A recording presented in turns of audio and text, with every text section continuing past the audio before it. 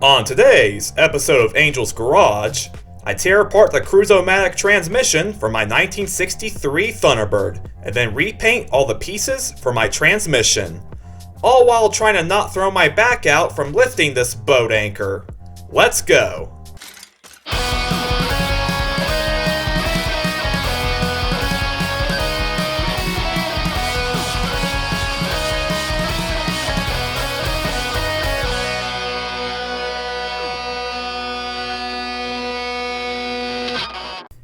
If you got a Ford vehicle in the late 1950s or early 1960s, there's a pretty good chance it had one of these bad boys in it. Defined by its cast iron case and the green dot on the shift selector, the Cruise-O-Matic was a 3-speed automatic transmission released by Ford in 1958, coinciding with the release of the FE and MEL series of engines. This particular transmission is a medium case, or MX variant, which came out of my 1963 Thunderbird. It's been sitting a couple of decades unused, so before I even think about putting it back into the car, I'm going to give it a full rebuild. This rebuild would include replacing all of the aging rubber seals, installing new sealing rings, replacing the frictions and steels in the clutch packs, replacing the bands, replacing mechanical items like the vacuum modulator and torque converter, and cleaning out and inspecting all the remaining pieces of the transmission. Whew, that's a lot. Let's jump right into it. My first task was simply moving the transmission into the garage, which would prove to be harder than I thought because this thing is really heavy. Even without the torque converter, this thing strained what little muscles I had. Now begins the fun of tearing this transmission completely down to nothing. I began by pulling off the dipstick tube, which is also how you drain the transmission fluid, so I made sure I had a pan at the ready to catch any fluid that drained out. Once drained, I set my sights on pulling off the bell housing. I removed the 4 bolts securing the bell housing, which were all pretty dang tight. Once the bolts were out, the bell housing still did not want to come off. Using a rubber mallet and a pry bar, I eventually persuaded the bell housing to release itself from the transmission. Next up, I wanted to begin on removing the extension housing. Since the car was missing its drive shaft, which would normally keep the transmission fluid from spilling out the back, the previous owner lovingly wrapped the housing in tape to prevent it from leaking, and I'm happy to say this tape did a very good job at this. Not. But regardless, I now had the fun job of pulling off all the old tape, which, after about 2 decades, had fused itself to the aluminum pretty good. Before moving on, I went ahead and slid a new drip pan underneath the transmission. Everything from here on out will be pretty messy, and with how inexpensive these pans are, it's not worth the mess. Plus, this pan gives me a clean surface to work on, which will be critical when things go back together. I then disconnected and removed the vent line, pulled out the speedometer gear, which was quite dirty, and then removed a very beat up vacuum modulator and the push rod behind it. Next, I removed all the bolts securing the extension housing to the case and removed the housing. With the extension housing off, there's now several items to slide off the output shaft, which is where power leaves the transmission and goes to the drive shaft and rear wheels. This disassembly went a little something like this. I first slid off the spline seal, which is a rubber sleeve that seals up against the drive shaft. This thing was a slippery pain in the butt to remove. I then removed the C-clip for the speedometer gear, and then removed the speedometer drive gear. This gear drives the other speedometer gear, the driven gear, which turns a cable that makes the speedometer work. The gear was extremely tight as this is a shrink-fit style gear, so I had to use a screwdriver to slowly work it off. I then pulled out the lock ball underneath the speedometer gear, which prevents it from spinning around all willy-nilly. I then slid off the governor distributor sleeve and its associated tubes, remove the C-clip from the governor, then slid off the governor, which is a device that uses centrifugal force to determine when to change gears in the car. I then removed the lock ball underneath the governor, which went flying across the garage. It's probably a good idea to use a magnet to remove these lock balls. Now I was down to the rear pump. I go ahead and remove all the screws securing the pump cover down, then remove the cover. I next remove the driving gear, the Woodruff key on the output shaft, and then the driven gear.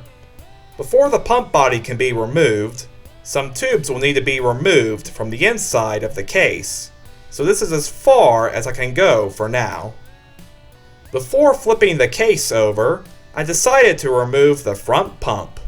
After removing the 4 bolts holding it down, the pump slid off with ease. I also went ahead and broke the 2 bolts loose for the center support along with the nut for the rear band while they were still easily accessible. I then flipped over to the transmission, which made a bit of a mess. This is the exact reason why I recommend working on a drain pan.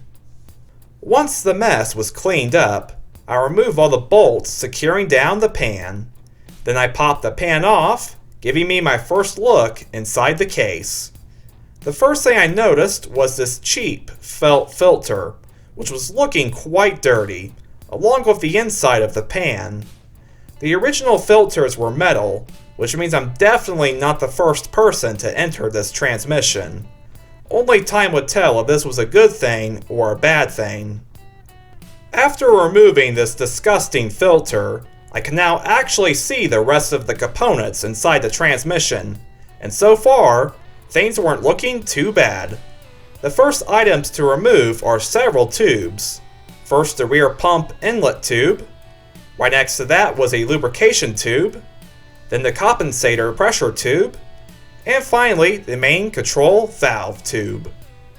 With the tubes out, there are now 4 main components to remove. First is the pressure regulator. This device, as the name implies, takes the uncontrolled fluid pressure coming out of the front pump and regulates it at a certain pressure. To better explain this, here's a garden hose. When the engine is idling, the pump turns slower, meaning lower fluid pressure is being generated. At high speeds, the engine turns faster, meaning the pump turns faster, generating a lot of pressure. The pressure regulator takes this ever-changing pressure and maintains it at a constant pressure, making the transmission's operations consistent and predictable, no matter the speed of the pump. This is accomplished by using some valves and springs, which constantly slide back and forth to maintain this pressure. The unit is held down with 2 bolts, with one of those bolts being hidden underneath the springs and valves, making their removal necessary. Once the pressure regulator came out, next up was the valve body, which is the brains of the transmission. When you change the shift selector in your car, you're actually changing the position of a valve in the valve body. Depending on the valve's position, it sends pressurized fluid down different channels and throughout the transmission, activating and deactivating the various servos and clutches needed to change gears. Along with the valve body, I'm also removing the front servo, which is a piston that applies and releases pressure from the front band. The front servo and valve body are connected with 2 tubes, making removing them together much easier. The final item to come out is the rear servo, which is the piston that applies and releases pressure from the rear band.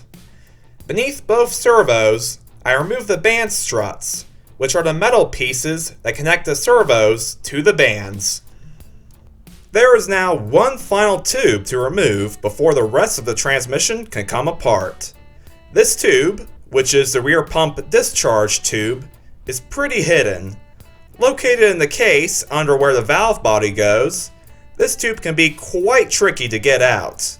I found the best way to remove this tube was to use a pick and push up on the bottom of the tube through the rear pump body, which will eventually cause it to shoot out like a missile. With this tube out, the rear pump body can now be removed. It takes a little bit of prying, but the rear pump body eventually slides out. Right behind that is a roller bearing that goes between it and the output shaft. Now the rest of the guts can slide out.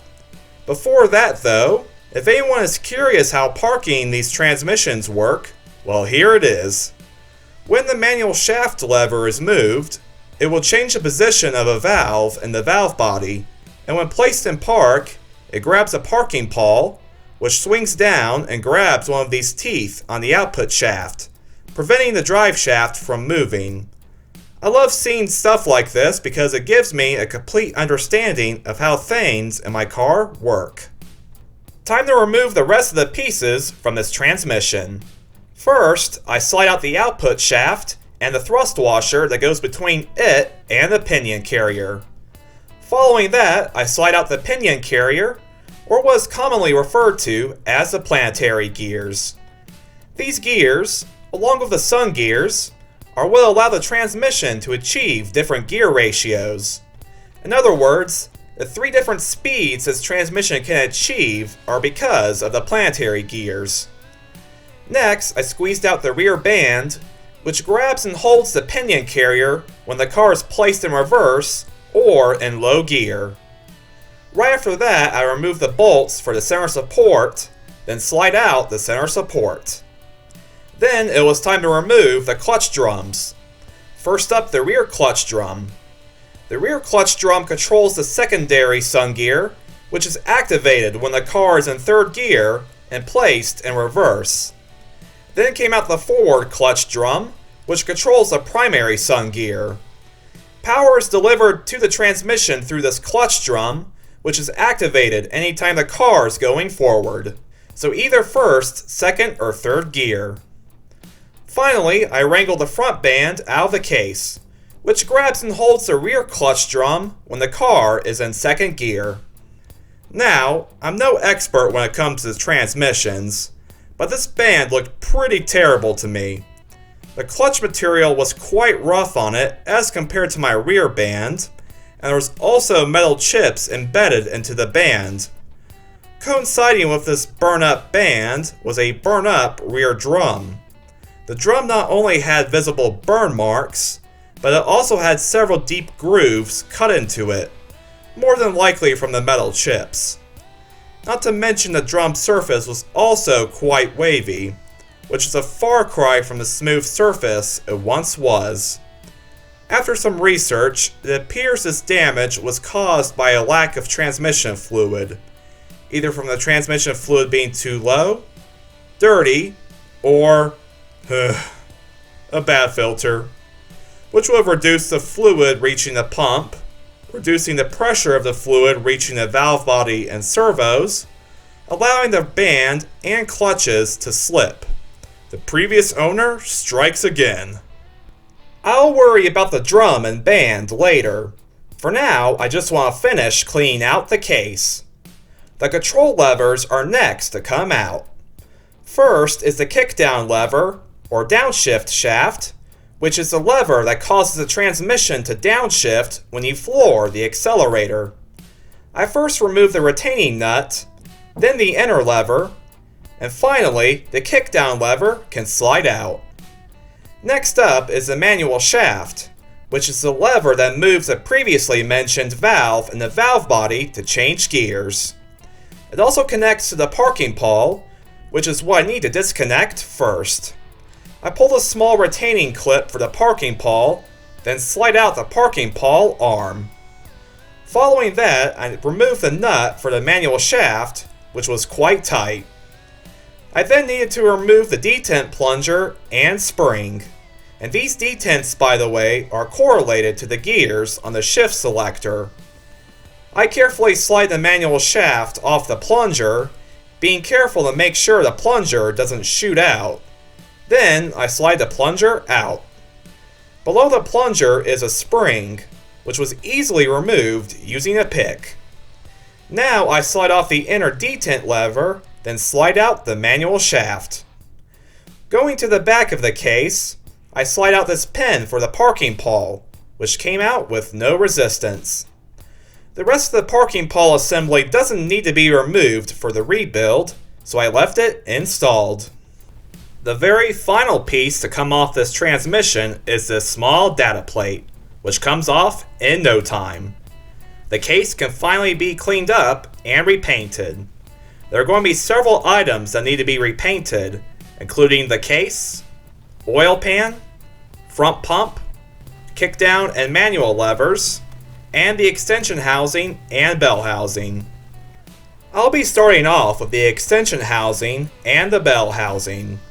These originally were just bare aluminum, but at one point someone painted them black, or at least got black overspray on them. Either way, I'm going to take them back to their original aluminum finish. I first want to disassemble the extension housing, which was pretty quick. I removed the cover plate for the governor, then I fought the rear seal off. Usually the bushings on these extension housings are quite worn out, but this one was in excellent shape, so I left it alone. I finally filed the top down to remove some burrs that could interfere with the new seal. Now the extension housing and bell housing are ready to be refinished. I media blast both of them back down to bare aluminum, then using Tamco matte clear coat, I put 2 coats of clear coat on both of them. Just before applying the clear coat, I put the speedometer gear back in and a spray paint cap on top of the extension housing to prevent overspray from getting inside. The matte gives these pieces a nice shine that's not too overpowering and will protect the look of these pieces for years to come. Next up, I wanted to paint the case, oil pan, front pump, shifting levers, dipstick tube, governor cover, and all the screws, bolts, and other hardware back to their original color, black. This process begins with disassembling the front pump.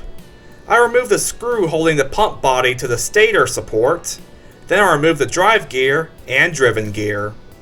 One thing was certain, this pump was filthy. Time to clean it out, and all my other parts with brake cleaner. Now I've got to prep all these parts for primer. I prep all the bolts using the wire wheel on my bench grinder, then I prep most of the other small parts by media blasting them, which leaves an excellent surface for primer to bond to.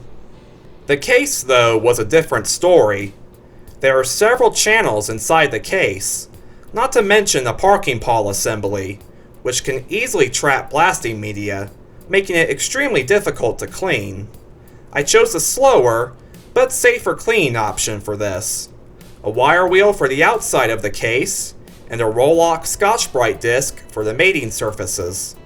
Once all the rust and old paint was removed, I again cleaned everything thoroughly with brake cleaner.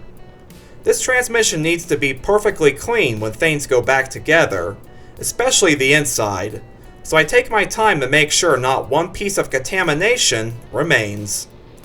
Then, I cleaned all my other parts with brake cleaner and masked everything off. Masking is extremely important when it comes to these pieces because I need to make sure they all fit back together perfectly. Now, it was time to apply primer. I first applied Tamco epoxy primer to all my pieces, and then follow that with a black PPG single stage. Once complete, these parts look amazing. Now I can focus on rebuilding and reassembling this transmission. Next time on Angel's Garage, I tear apart and rebuild the clutch drums, servos, clean out the valve bodies, and then reassemble the Cruise-O-Matic transmission. And as always, thank you all so much for watching, and I'll see y'all next time. Bye!